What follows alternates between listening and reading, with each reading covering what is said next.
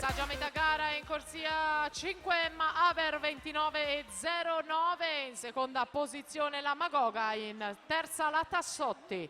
Si preparano per l'ottava serie junior Barbara Dami in 2, Valentina della Pietà in 3, Camilla Gelosa in 4, Margherita Boatto in 5, Giulia Pigliapoco in 6.